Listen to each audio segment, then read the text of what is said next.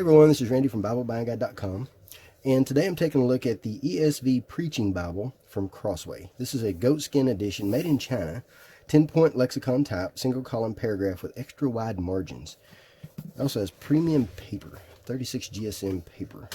So let's take a look. There's a little Crossway pledge. Nice box. I like this box with this. Nice and elegant. So, goatskin cover. It's a lot more flexible than the heirloom editions. Maybe has a touch more grain. It also feels a little thinner to my fingers. Perimeter stitched.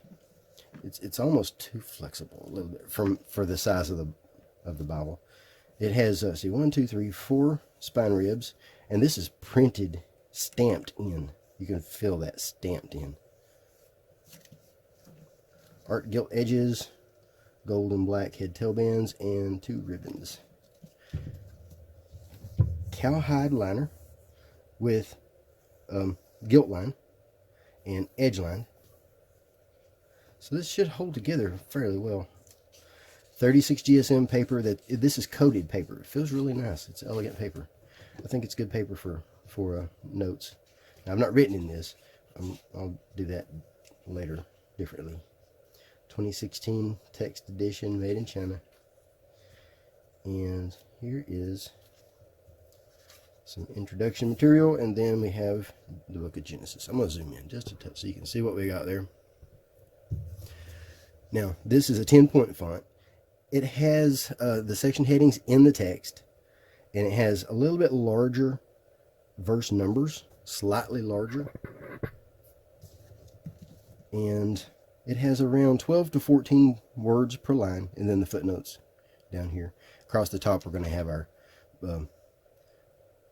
page number in the center, and then book name, chapter number, verse number out here. Now, the verse numbers themselves are slightly larger than normal for the size of text. So they do stand out a little bit, but they don't hit you in the face. You have to look for them. So they're not just really easy to find, but they're not hard to find either. I had no issues finding the verse numbers. I preached from this a couple of times, and both times I had no problems at all finding the verse numbers. It did take an extra second over something like a verse by verse, but it wasn't hard. With about 12 to 14 words per line, I did have to run my fingers across the line as I'm reading, or I could almost lose my place, but it wasn't bad. It's definitely something that you would have to get used to if you're not used to preaching from a single column paragraph or a single column in general. You'd have that problem either way. And it does have a decent amount of leading, so a decent amount of space between the lines. Looks really nice. The font itself is sharp. The paper is highly opaque. I'm kind of surprised how opaque the paper is. I mean, you can see a little there, but it's not bad. It does have line matching. It's not bad at all when you compare it to the heirloom editions and some of the others. It's really nice.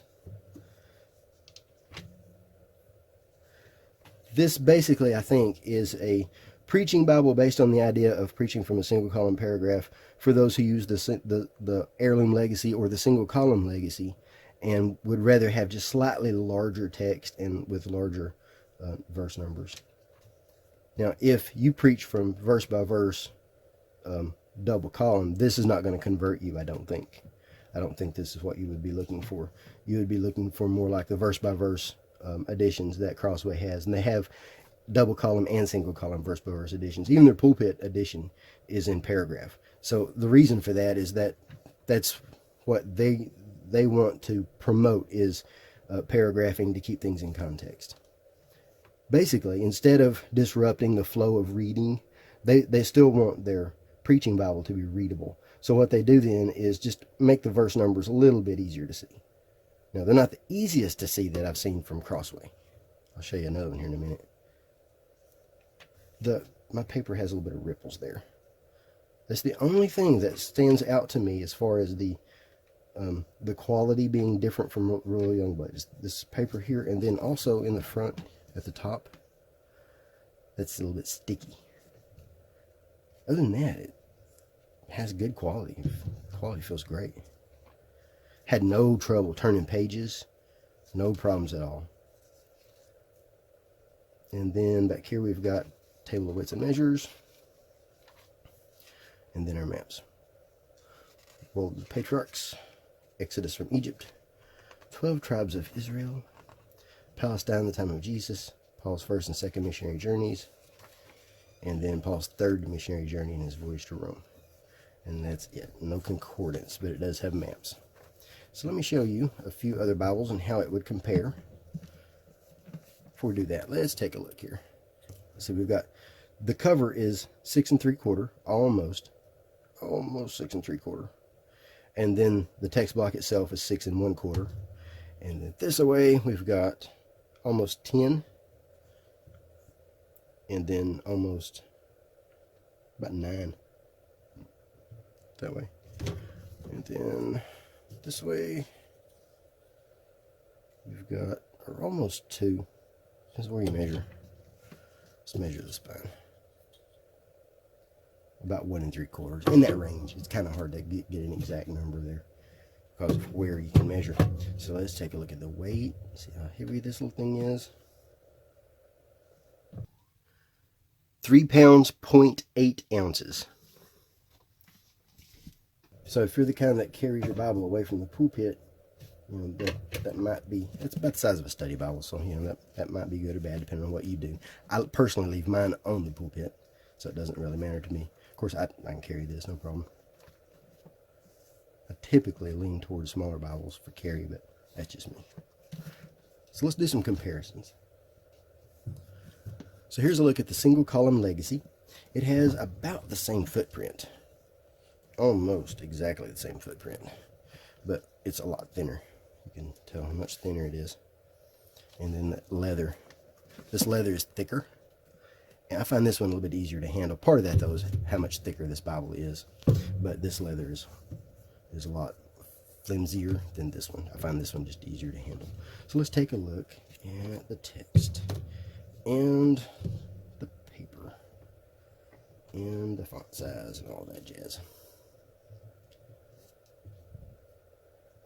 And let's see what we got here. Let me zoom in just a hair. Give you an idea. This one's a 10 point, that's a 9 point. The verse numbers do stand out a little bit in this one, especially in the prose and paragraphs. And over here, they kind of blend a little bit more in this one. So give you an idea of how they compare. And you can tell the difference too in the art gilt. This art gilt is a little bit different color than that. That's more of a salmon. Not sure what that would be. This is bolder, I think. This paper is a little bit more elegant, even though it's thinner. This is 28 GSM compared to 36 GSM. This has a different coating. You can tell it with your fingers. It also has a different color. This is white in color. This is a little bit more of a cream or ivory color. I like the look of this paper, but this one is just a great paper too. This one has, let's see, 1 1/4 margins for notes, where this one you can write about an inch. So slightly bigger margin, fewer words per line. This is easier to preach from than this one. Another one that I've seen a lot of people preach from is the verse by verse edition. So let's take a look here. Footprint is close, about the same, thinner. Surprisingly, it has nice paper in this thing.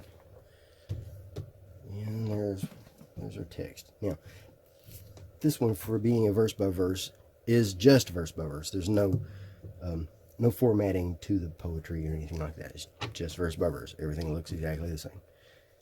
So if you're looking for something to preach from and you prefer verse by verse, I think this is your better bet.